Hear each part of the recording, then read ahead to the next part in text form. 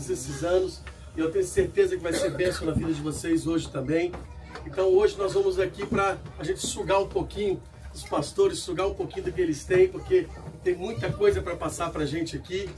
E eu espero que você saia daqui nesta noite tocado pelo poder do Senhor, seja cheio da presença do Senhor, porque Deus quer derramar uma unção sobre as nossas vidas, Deus quer fazer coisas novas sobre as nossas vidas. Este é um ano de aceleração, de consolidação, e o Senhor quer preparar tudo, o Senhor está preparando o caminho para que nós possamos viver isso. Então, nós hoje vamos estar aqui tendo aqui um pouquinho de aprendizado com os pastores, nós vamos aqui pegar muita coisa hoje. Amanhã vai ser um culto maravilhoso também. Não deixe de convidar alguém, leve um amigo, leve um primo, leve todo mundo, porque vai ser uma noite maravilhosa na presença do Senhor. Então, eu queria que a gente pudesse estar aqui com muita alegria, estar recebendo pastor Jefferson, pastora Zanda, queria que eles pudessem ficar aqui, pudessem dar uma salva de palmas. Vou deixar o pastor Jefferson falar um pouquinho da história também do ministério deles. Estão vindo lá dos Estados Unidos, ali de Boston. E Deus tem feito grandes coisas no ministério do pastor. Depois você segue ele também nas redes sociais, nos lugares, que vai ser bênção para a tua vida, tá bom? Estenda sua mão aqui, vamos orar pela vida deles.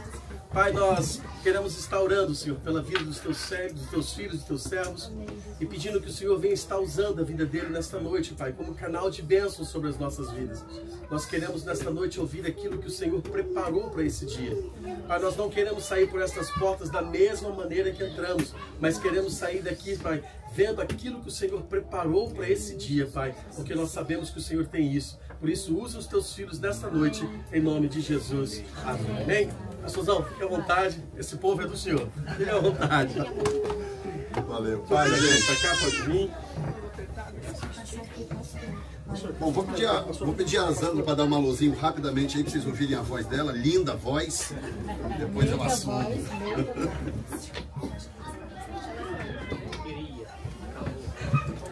Boa noite, gente. Para mim está sendo um prazer, uma honra estar aqui. E engraçado que eu olhei isso e falei, gente, como que eles conseguiram trazer um pinico para cá? Um negócio aqui, ó. Mais para a comadre, né? É um prazer, uma honra estar com vocês, conhecer uma parte imigrante. Eu também sou imigrante, lá do outro lado. Então é uma honra e um prazer também estar com o pastor James e a Cibele, que eu vi crescer. Hoje eu me senti muito velhinha. Lá em Boston eu falo que eu tô quase velhinha. Aqui eu me senti literalmente velhinha. Porque eu peguei no colo a Adeline, eu peguei no colo o Gregory, eu vi esses meninos nascerem. Então para mim está sendo uma grande honra mesmo.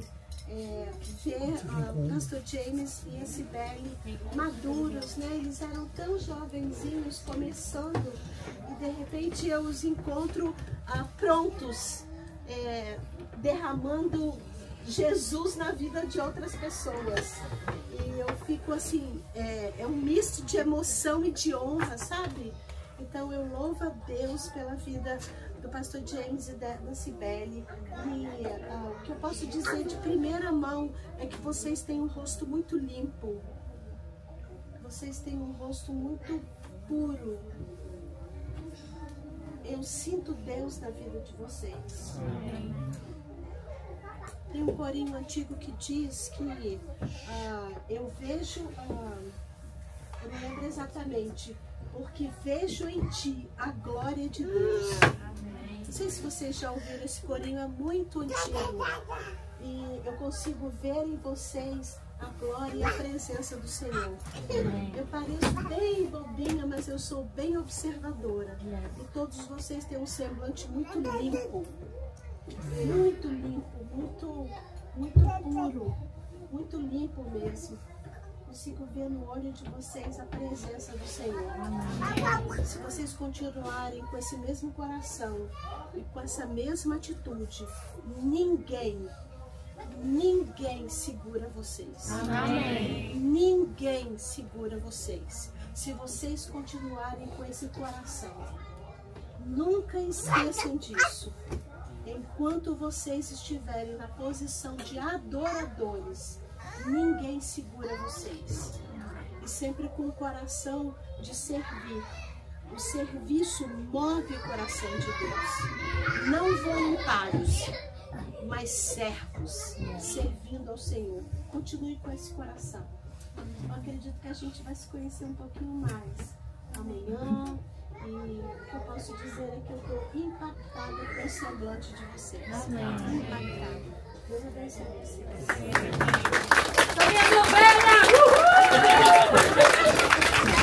Podemos encerrar, vamos orar aqui. Eu vou passar aqui esse vasozinho aqui, essa canequinha na mão de um aqui. Você vai olhar dentro e vai passar para o próximo. Depois eu quero fazer uma pergunta para vocês, tá?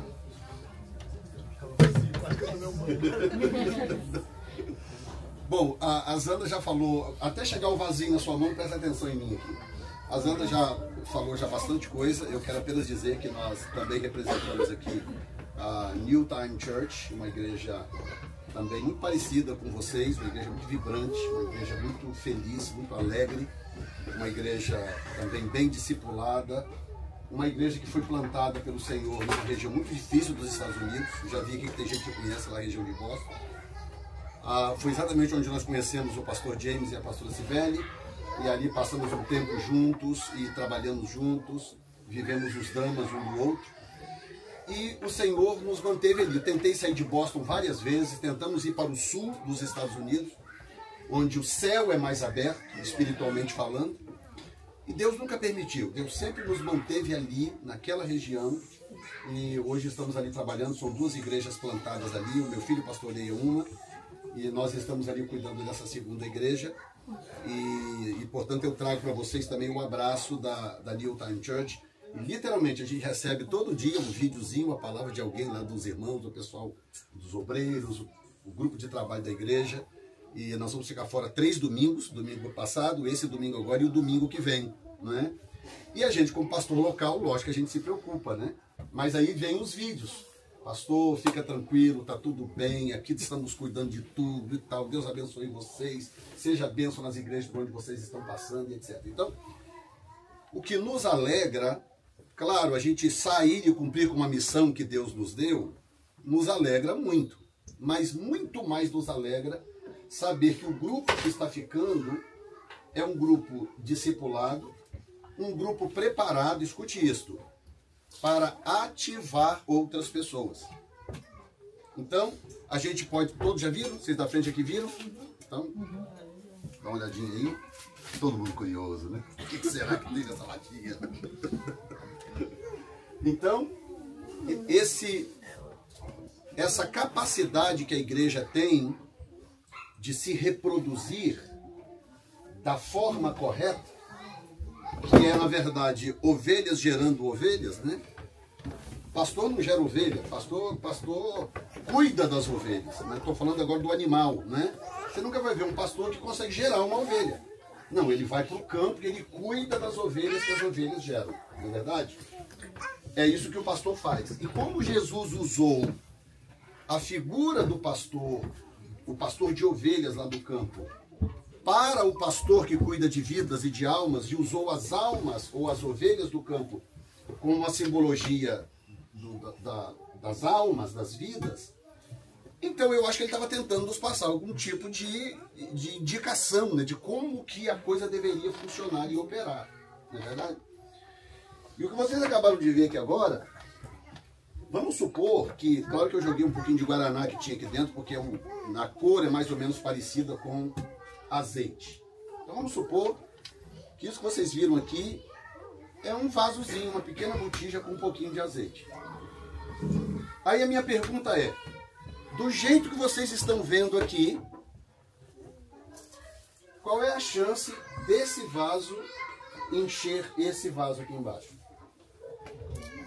Hã? Vamos ser honestos. Zero, não é verdade?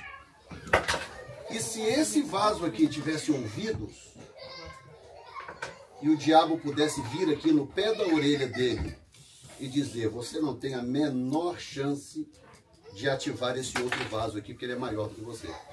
Você não tem azeite necessário para isso. Você pode tentar, você pode pelejar, lutar, mas você nunca vai conseguir. porque é o que o diabo faz com as pessoas. Então agora eu quero ler um texto com você, e eu quero que esse texto ganhe talvez uma outra dimensão no seu coração hoje. 2 Reis, capítulo 4.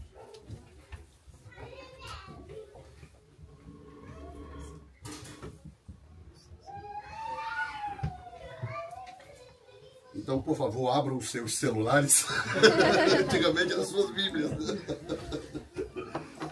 2 Reis, capítulo 4, diz assim: E uma mulher das mulheres dos filhos dos profetas clamou a Eliseu, dizendo: Meu marido, teu servo, morreu, e tu sabes que o teu servo temia o Senhor, e veio o credor a levar-me os meus 2 filhos para serem servos.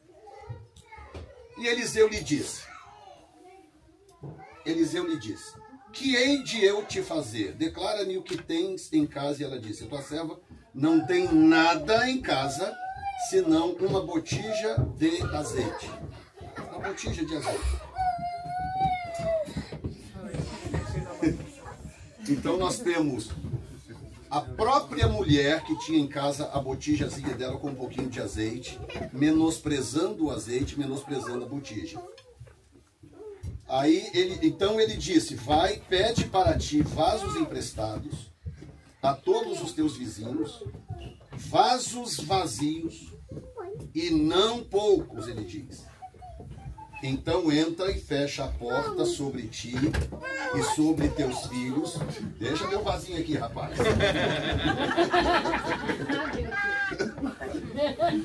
Deixa meu vaso aqui. Então entra, fecha a porta sobre ti e sobre teus filhos, e deita azeite em todos aqueles vasos, e põe à parte aquele que estiver cheio. Partiu, pois, dele, fechou a porta sobre si e sobre seus filhos, e eles lhe traziam os vasos, e ela os enchia. Como que ela enchia esses vasos que os meninos iam trazendo? Pensa por um momento.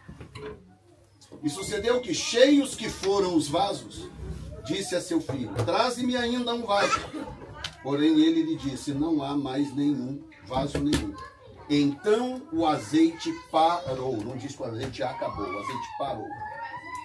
Então agora eu quero que você pense comigo.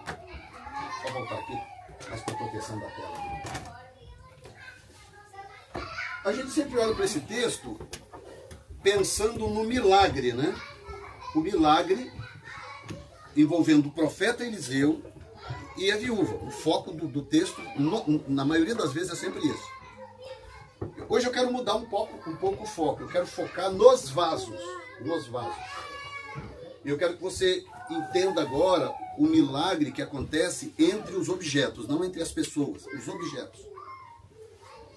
Porque o que Deus teve que fazer ali para poder tornar aquilo possível? Deus teve que fazer com que um vaso pequeno, com pouco azeite dentro, conseguisse ativar outros vasos que certamente no meio tinham vasos maiores.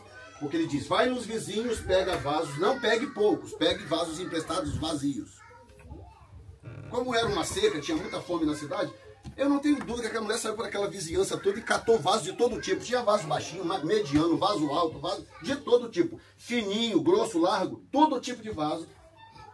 E qual era o instrumento de partida para começar o milagre? O instrumento de partida era um outro vaso, só que era um vaso pequeno e um vaso com pouco azeite. Aí agora eu vou voltar à alegoria do começo. Se aquele vasozinho daquela mulher tivesse ouvidos, fosse um ser consciente, o diabo imediatamente viria no ouvido daquele vaso e diria: esquece, cara, dá uma olhadinha no tanto de vaso vazio que tem ali, olha o seu tamanho. Olha o tanto de azeite que você tem nesse fundinho aí. Esquece. Você nunca vai conseguir ativar esses vasos. Você nunca vai conseguir encher esses vasos. Por que ele faz isso conosco? Porque ele sabe que a gente escuta, a gente dá ouvido a essas coisas.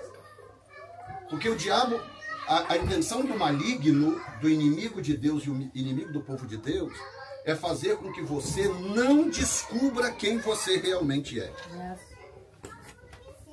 Essa é a proposta dele.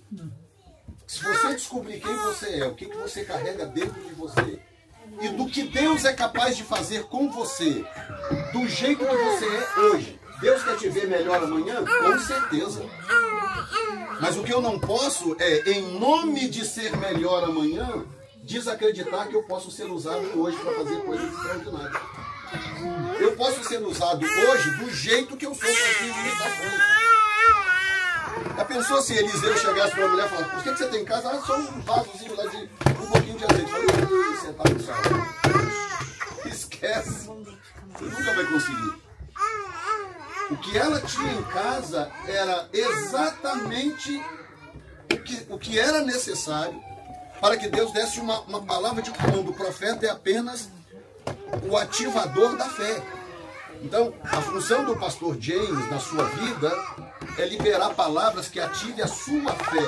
A função dele não é fazer para você e nem te convencer a fazer. A função dele é liberar palavras que ativem a sua fé. E o que Deus faz? Qual é a mecânica de Deus? Aí vem agora outra coisa importante nesse texto, que é pegar um pouquinho que você tem, de acordo com a atividade de cada um. Você trabalha fora, você tem sua vida familiar, vida profissional, talvez alguns estudam, enfim, você já tem uma agenda cheia de coisas para fazer, você tem seus planos para o futuro, você está morando no exterior, fora da sua pátria natal, falando uma outra língua, tudo muda na sua vida. O que Deus consegue fazer conosco diante dessa situação? Ele pega o pouquinho que nós temos. Quando nós olhamos para dentro de nós, as pessoas podem olhar para você e achar você espetacular ou fenomenal, mas você, quando olha para você, você não consegue enxergar a mesma coisa que as pessoas enxergam. E Deus não quer que você enxergue a sua limitação e fique preso a ela. Olha o que ele fez com Gideão.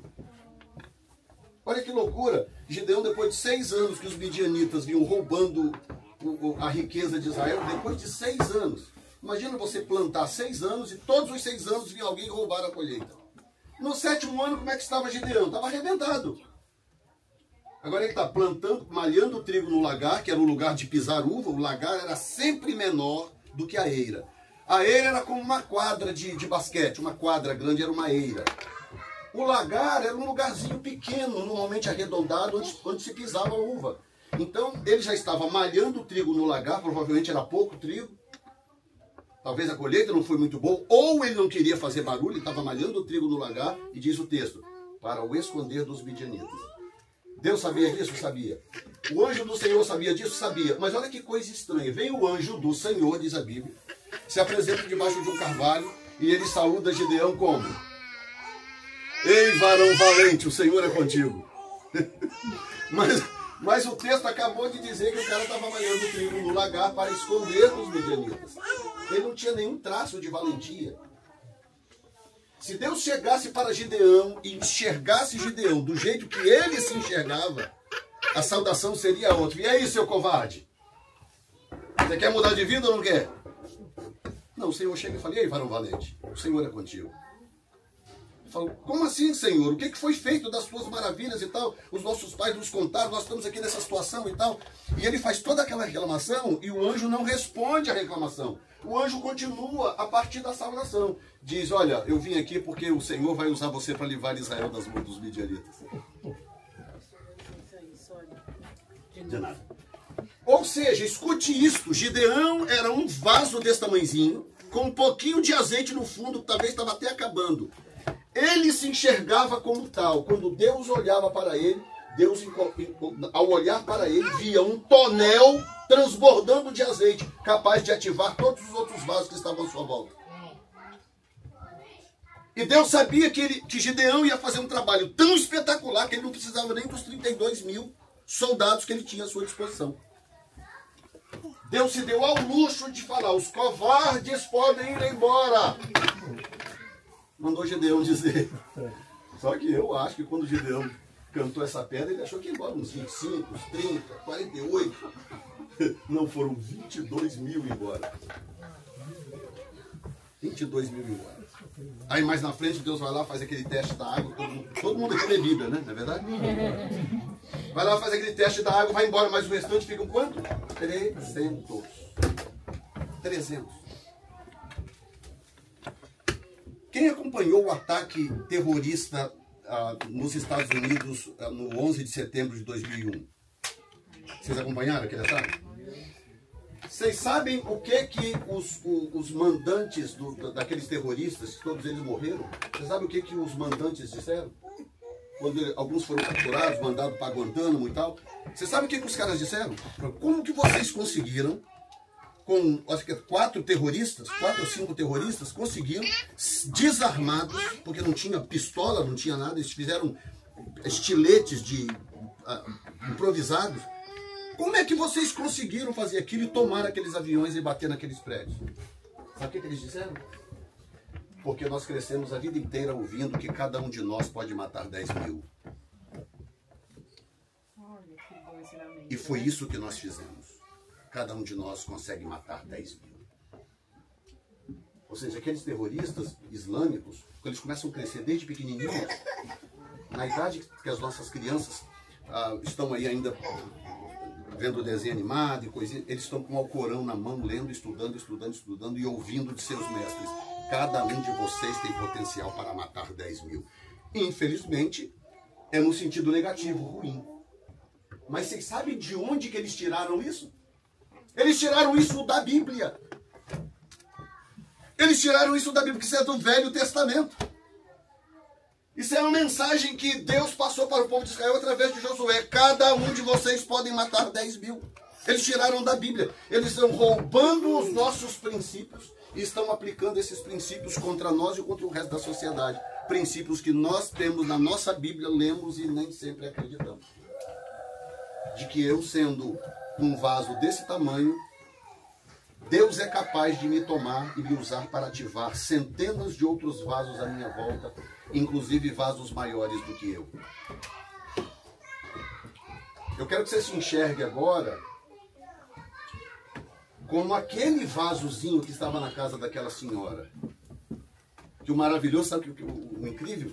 Quando o texto diz que o azeite parou, não diz que o azeite acabou, significa que havia um fluir constante daquele vasozinho inicial, aquele pequeno vaso inicial, havia um fluir constante de azeite nele, e não há nenhuma indicação na Bíblia de que o nível do azeite daquele vaso tenha mudado. O texto não dá nenhuma indicação de que podia terminar assim, né? E ao terminar o primeiro vaso também estava transbordando. Não. O texto diz que ela foi derramando nos outros vasos. Foi. Os vasos foram transbordando, que havia um fluir constante ali. Foi transbordando. Quando encheu o último vaso, ela falou, traz mais um. Não, mãe, não tem mais nenhum.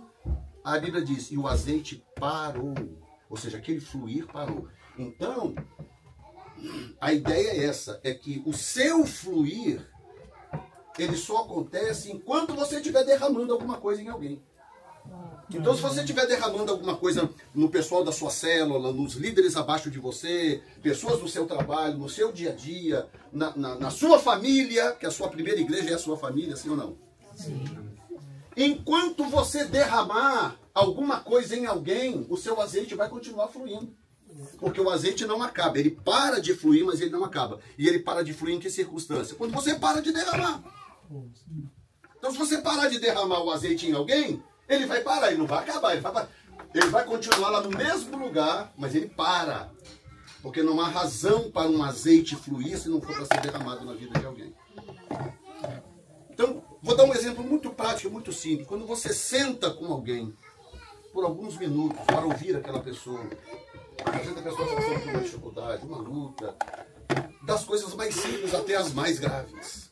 A gente lida com isso todo dia, sendo pastores, logicamente, mas qualquer pessoa pode passar por isso, de você encontrar com alguém no trabalho, um amigo, alguém na própria igreja, alguém na célula, e você demonstrar para aquela pessoa preocupação com aquilo. Que você sabe quanto custa uma hora de um psicólogo, de um psicanalista? Eu sou formado em psicanálise, trabalhei algum tempo nos Estados Unidos como psicanalista clínico. As pessoas pagavam $120 para entrar no meu consultório para poder falar comigo 50 minutos. 50 minutos. E voltava na semana seguinte, e voltava na outra semana, e pagava. Você sabe o que o psicólogo faz? Ou o psicanalista faz? Ele senta e escuta. Tudo bem, tem técnicas? Tem, mas O importante ali não é tanto a técnica, é o ouvir, é escutar a pessoa. A pessoa tem algo a dizer, tem um choro interior, tem uma dor, algo. Ela precisa falar para alguém. Ninguém quer ouvir mais ninguém. Ninguém tem tempo para escutar ninguém.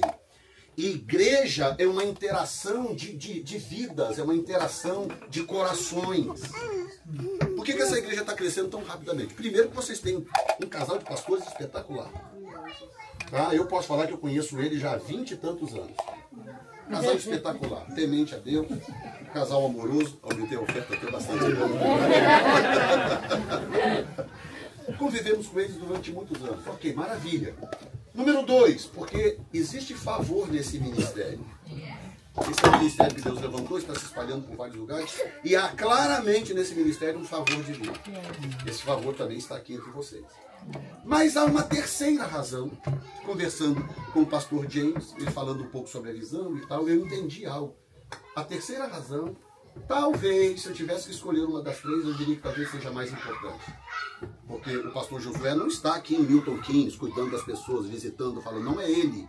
É você que está fazendo. São as células que estão fazendo. Então, qual é a terceira verdade, a terceira coisa que talvez eu considere a mais importante de todas?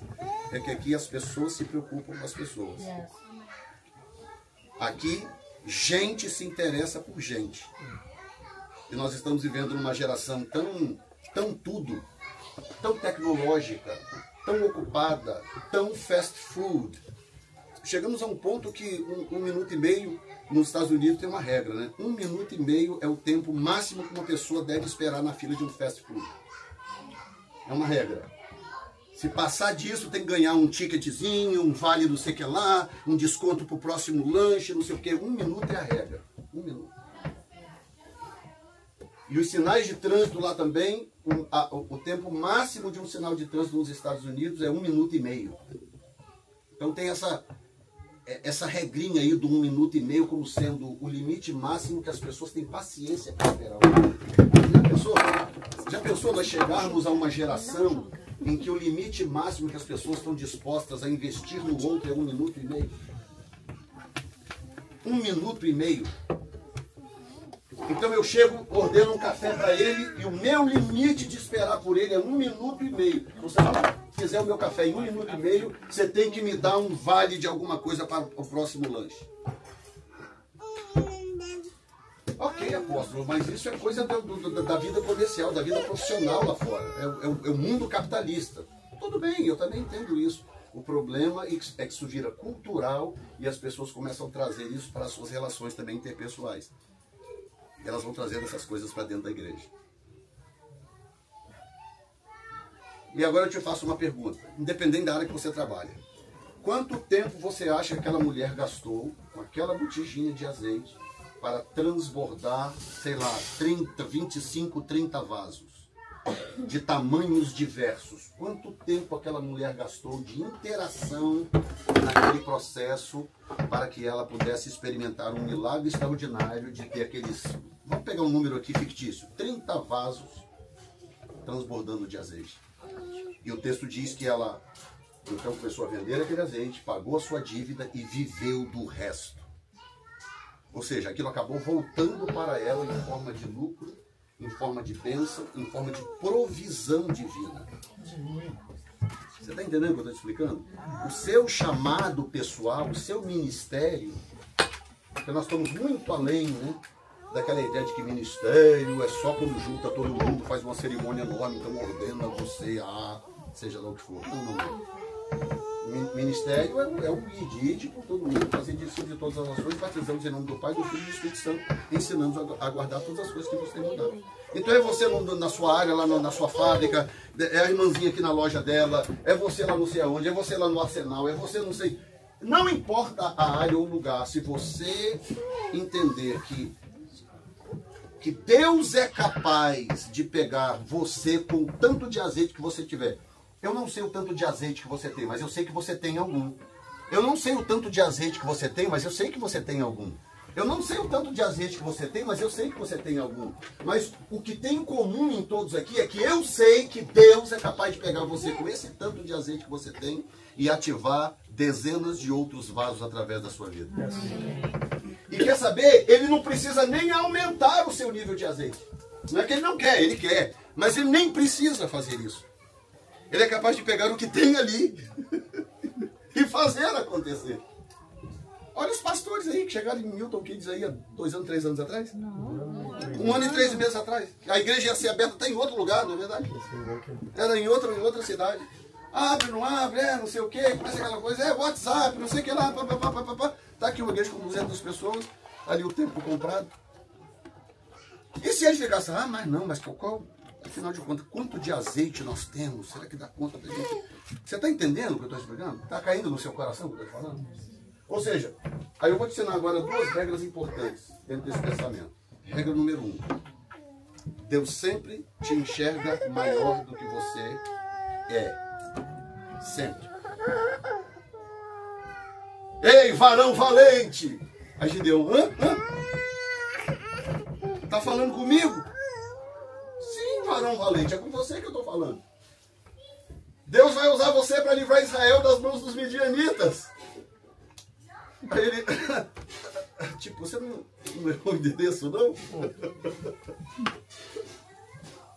Diga comigo, Deus sempre me enxerga, maior do que eu sou. A segunda regra parece que anula a primeira, mas aguenta aí, não foge não. A segunda regra é o seguinte: Deus sempre vai tratar você menor do que você pensa que é. É tipo, pastor, agora não entendi nada. A primeira regra é o seguinte: toda vez que Deus olha para você, Ele está vendo o seu potencial máximo sendo ativado. Então ele olha. Eu recebi a mensagem que eu ia viajar o mundo pregando a palavra, eu tinha 8 anos de idade. 8 anos de idade. Como que eu poderia sequer entender o que era viajar o mundo pregando o evangelho com 8 anos de idade? Mas quando Deus olhava para mim aos 8 anos de idade, Ele me via hoje. Hoje. 6 dias, 6 ou 7 dias, não lembro agora nem quando a gente saiu de casa, já passamos por 4, 5 países. Mas Deus falou isso comigo quando eu tinha 8, ou seja, quando eu tinha 8, tudo que eu queria era um pão, porque a gente era muito pobre, eu morava numa rua chamada Rua do Lixo. Cadê o rapaz do Espírito Santo? Tem um monte Simval aqui, Moraes, tem um monte, tem um monte. Tem um monte. Pronto. Rua Simval Moraes, que agora ali é cortado pelo Shopping Vila Velha, ali, onde está o Shopping Vila Velha, tem uma rua que corta ali o valão, aquela ali é Rua Simval Moraes, chamava Rua do Lixo. Por que chamava Rua do Lixo? Porque eles diziam o lado bom da cidade era para lá e o lado ruim da cidade era para o lado de cá. Então eles diziam que ali vendia o lixo da cidade. Era a Rua do Lixo. Todo final de semana tinha uma facada ou um tiro, ou seja, filme gratuito todo final de semana. Amostra grátis. Não estou exagerando, todo fim de semana. Tinha uns 4 bares assim, que era foco de Satanás, tinha ou um tiro ou uma facada em alguém. Eu cresci nesse lugar e aos 8 anos de idade, Deus levanta uma profetisa e fala para minha mãe, inclusive, você tem um filho de 8 anos? Tenho. Cuida dele com carinho, porque Deus vai usar esse menino e vai levar ele ao redor da terra para pregar o evangelho. 8 anos. Imagina. Aí a minha mãe morreu com 92 anos de idade, por fim ela já estava perdendo já um pouco a razão, né? 92 anos de idade. Quando eu ligava para ela, eu, pastor da igreja, cuidando da igreja e tal, eu ligava para ela dos Estados Unidos, por fim já não dava mais, ela já não ouvia, aí eu falava com ela por tabela, com as minhas irmãs. Mas quando eu ligava, que a minha irmã falava, mãe, é o Jefferson. Ela pegava o telefone, que era a primeira coisa que ela me perguntava, eu casado, pai de 2 filhos, pastor da igreja. Meu filho, você está na igreja, né? Meu filho, você continua na igreja, né? Mãe, eu sou o pastor da igreja. Porque a vida inteira, o que ela dizia para mim é, você... Quando eu quis sair para debandar pelo mundo, fazer aquela fase de adolescente, você quer sair fazer coisas, ela virava para mim e falava assim, quando você for maior de idade, você pode fazer o que você quiser da sua vida. Mas enquanto você estiver debaixo do meu teto, você vai para a igreja, porque Deus falou comigo para cuidar de você. E assim foi. Graças a Deus nunca saí, na igreja fiquei, lá estou até hoje, cuidando da igreja do Senhor. Mas o que Deus enxergava naquele menino de 8 anos, que às vezes tudo o que queria era ter 2 pães para comer no café da manhã. Olha o que eu tenho na memória, rapaz. Olha isso. Eu lembro, eu morava do lado de uma mulher, de uma família, que o marido trabalhava no exército. E o exército dava pães para os seus funcionários. E tinha dia que esse moço ganhava tanto pão que ele não dava conta para a família. Ele dava para quem? Para a vizinha do lado, que era minha mãe. Como que eu lembro disso? Porque mamãe acordava a gente de manhã e falava: hoje cada um de vocês pode comer 2 pães. Com margarina, que nem manteiga era. Plástico. Então eu tenho isso na mente. Então, 8 anos de idade, o que eu queria? Viajar para pregar no mundo? Não, eu queria 2 pães. Com manteiga para comer no café da manhã. Deus olhava para mim e via aquele menino esfameado que queria 2 pães? Não, ele via um pregador viajando de país em país pregando o evangelho. Deus sempre vai enxergar você maior do que você realmente é. Sempre. Ok, pastor, e o outro então que parece que cancela esse? Não. A única coisa que pode destruir uma pessoa, a única coisa, já sei, pastor, é o diabo, é o carcará sanguinolento. Não, o diabo não é nada, o diabo foi derrotado da cruz do Calvário, ponto final. Então qual é a única coisa que pode destruir uma pessoa? Destruir um ministério, chamado de uma pessoa? É uma palavra chamada orgulho. Então o que Deus faz? Quando Deus vai tratar comigo, para me preparar para a minha função, para o meu chamado, Ele vai me tratar sempre abaixo do que eu acho que sou, do que eu penso que sou. Porque se Ele conseguir me colocar no lugar certo de quebrantamento e de humildade, Ele vai poder continuar me enxergando maior do que eu realmente sou. Ele sempre vai chegar para mim e dizer: você é uma bênção, você será isso, você será aquilo, eu vou te usar nessa área, naquela área. Quantos aqui hoje estão fazendo coisas que você não imaginava que você poderia fazer aí, sei lá, 5, 10, 15 anos atrás? Que talvez nem convertido você era, 5, 10, 15 anos atrás. E hoje você está cuidando de célula, cuidando de alguém, trabalhando na liderança, ajudando o seu pastor.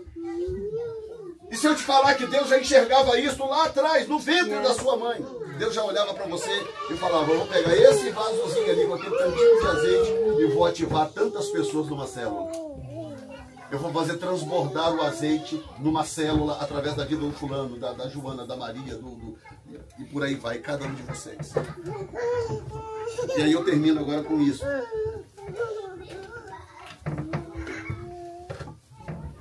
Está falando sobre o ano da aceleração, não é isso? O ano da aceleração. A aceleração é uma coisa muito linda, porque ela só pode acontecer se ela acontecer de forma responsável.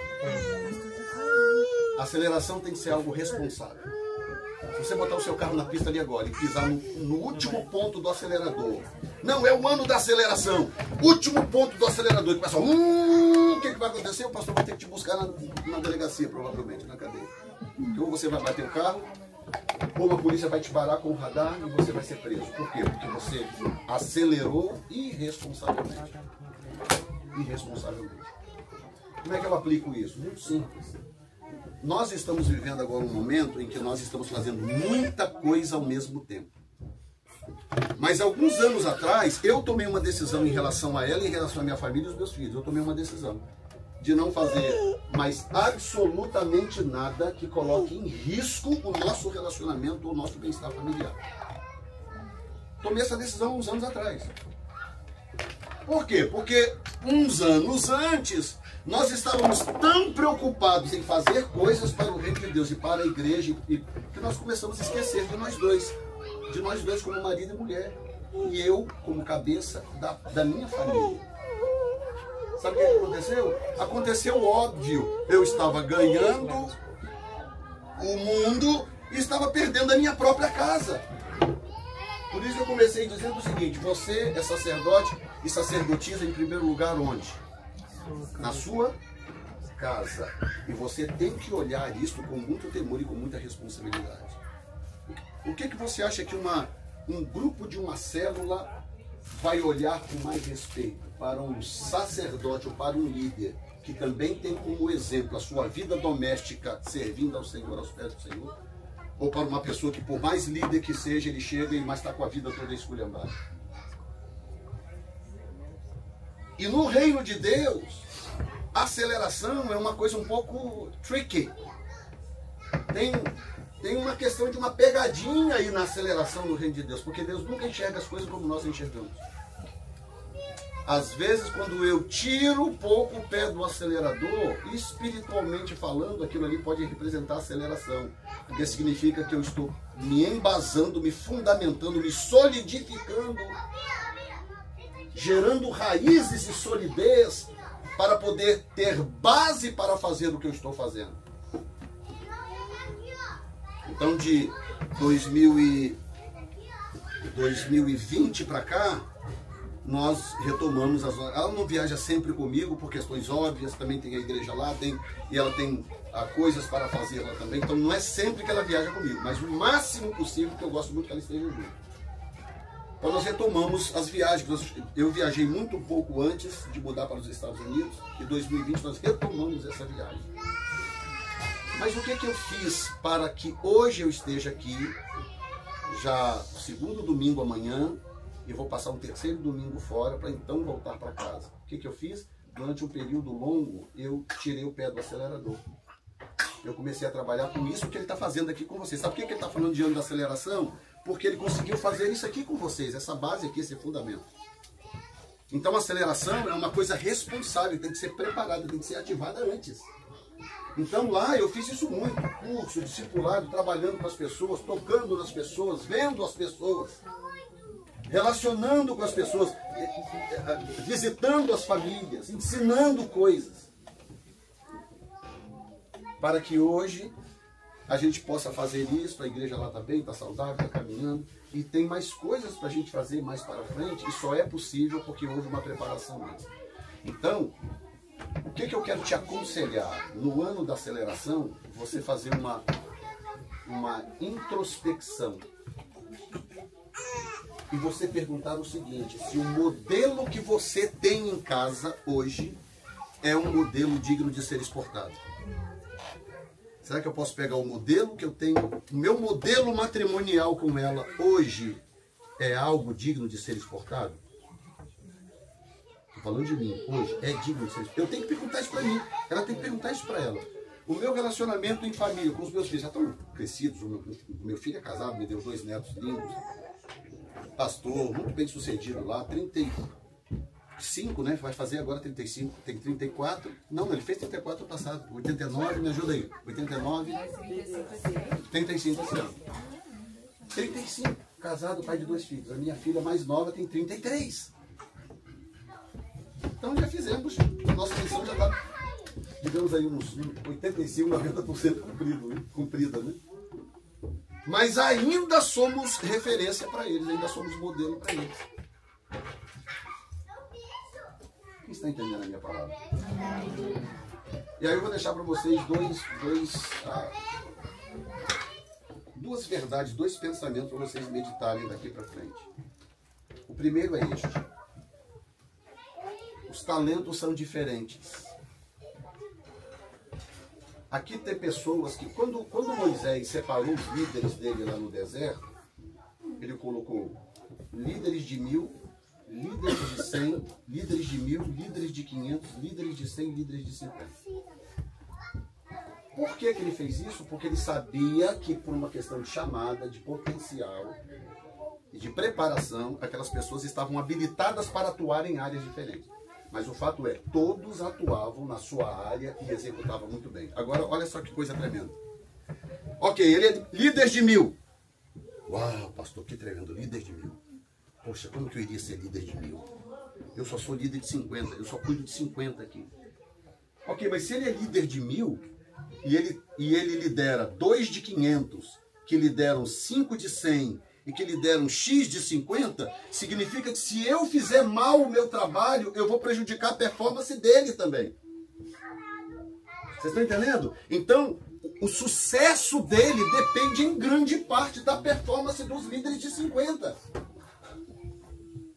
Que ao executar bem a sua tarefa, vai fazer com que os líderes de 100 também consigam executar com facilidade. Que vai fazer com que os líderes de 500 falar: que maravilha, tá melzinho na chupeta. Também. E o líder de 1000 vai fazer o seu trabalho muito bem feito. Porque cada um, na sua dimensão, na sua proporção, conseguiu executar a sua tarefa de acordo com o chamado de Deus. Tem alguém aqui, não precisa falar em alta voz, nem balançar a cabeça. Responda para você mesmo. Tem alguém aqui que ainda tem dúvida do seu potencial? De onde Deus é capaz de chegar com você? Se você tem essa dúvida, você precisa ir para a palavra de Deus e ler textos como o que eu acabei de mostrar aqui para você, como a história de Jabes, que mudou a vida dele com uma oração simples. Ele se tornou o mais ilustre dos seus irmãos, sendo que ele era o pior, nasceu para ser um fracasso. O nome dele é um nome que simbolizava fracasso, as pessoas davam um nome na época conectada ao tipo de futuro que elas viam para aquela pessoa. E a mãe dele deu a ele um nome de fracassado. Jabes. E aí o texto diz, ele foi mais ilustre do que os seus irmãos. Porque ele fez uma oração, falou, se o Senhor me abençoar, se o Senhor me abençoar, e que a tua mão nunca se aparte de mim. E diz ali, Deus ouviu a oração de Jabes. E ele se tornou mais ilustre do que os seus irmãos. E eu poderia seguir citando aqui casos e mais casos de Deus. Um rapazinho ruivo que matou um gigante chamado Davi. Alguém já ouviu falar desse rapazinho? Já, que era o mais novo da família, que morava no campo, ficava lá dormindo ao relento, cuidando das ovelhas. E de repente mata um leão, mata um urso para não comer as ovelhas do pai. Aí de repente vai lá, mata um gigante, aí vira rei de Israel. Entenderam? Então, se você tiver dúvida do seu potencial, onde Deus é capaz de chegar com você, volte lá na Bíblia, comece a ler essas histórias. Leia a história de um camarada chamado Jacó, que não sabia lutar, não sabia nada, era doméstico, ficava em casa ajudando a cuidar da casa com a mãe, enquanto o irmão era mais forte, mais bonito, mais robusto, guerreiro. E de repente esse rapaz vai lá e, apesar de armar um esquema com a mãe, mas acaba herdando a bênção de Deus e se torna o herdeiro da promessa que Deus fez a Abraão. Com o próprio Deus, lutou com Deus e venceu. Você vai se chamar Israel agora, porque você lutou com Deus e com os homens e prevaleceu. Então, meu querido, levante-se nesta noite, aproveite esse tempo que vocês estão vivendo. Seja você hoje. Eu não quero que você seja hoje a mulher que manuseia o vaso. Não, hoje eu quero que você seja um pequeno vaso que só tem um pouquinho de azeite dentro. Pare de desculpas. Ah, mas sabe o que é? Porque eu sou um vaso muito pequenininho. Gideão, você vai libertar o povo de Israel da mão dos midianitas. Ah, Senhor, eu sou o menor da casa do meu pai, da tribo de Manassés. Você é quem? Eu sou um vaso pequenininho. Então. Não, chega de desculpa. Moisés, vai lá e diga para Faraó deixar o povo ir. Senhor, mas eu não falo direito, eu não tenho jeito para as palavras. Eu isso, eu aquilo. Moisés, não quero saber, rapaz. Vai lá, chama Arão para te ajudar, dá um jeito, se vira. Entende como que Deus pensa? Se Deus me enxerga maior do que eu sou, significa que não há uma desculpa sequer que eu possa dar a Deus que o convença do contrário. Não existe. Porque quando eu dou um passo assim, um passo em direção ao propósito de Deus na minha vida, é isso que eu preciso. Eu não preciso ser super talentoso em nada. Eu não preciso saber nada de extraordinário, nenhum segredo do pote de ouro escondido atrás do arco-íris. Não.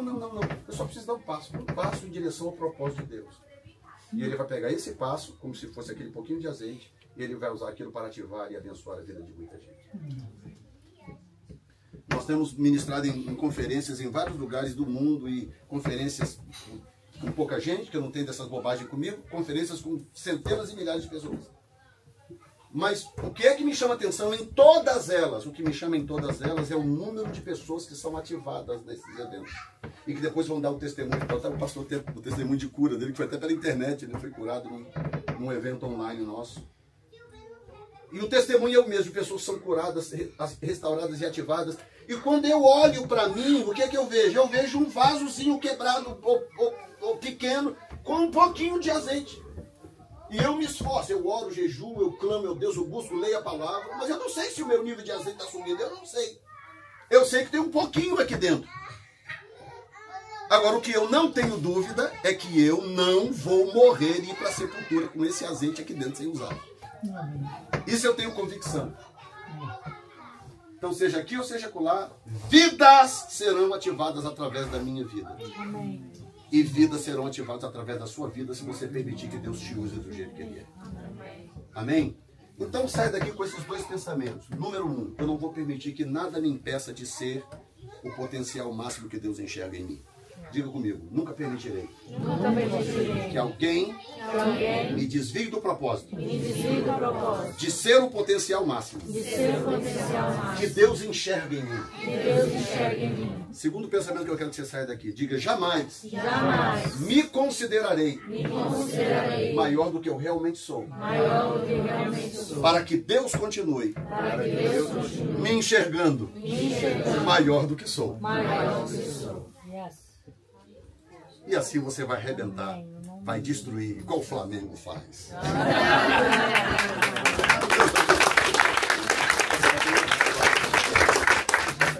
Amém. Se quiser ficar de pé, ficar sentado também, tanto faz. Eu quero orar com você, te abençoar.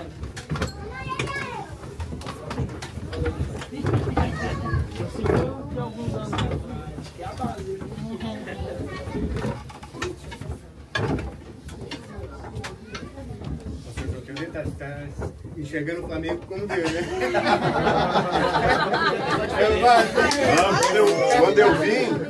Quando eu estava vindo, eu sempre peço um sinal. Senhor, será que eu devo ir nesse lugar? Sei, um restaurante, falar pro povo. Eu preciso de um sinal. Quando eu cheguei, eu vi o cara com a camisa do Flamengo.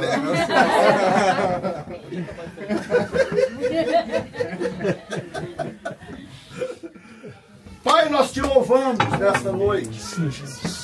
E nós encerramos este bate-papo aqui com alegria, com um tom de brincadeira, porque nós somos irmãos, filhos de um Pai maravilhoso, extraordinário que é o Senhor. Um Pai tão maravilhoso que nos enxerga maior do que somos, que olha para o nosso potencial máximo e não aceita nada menos.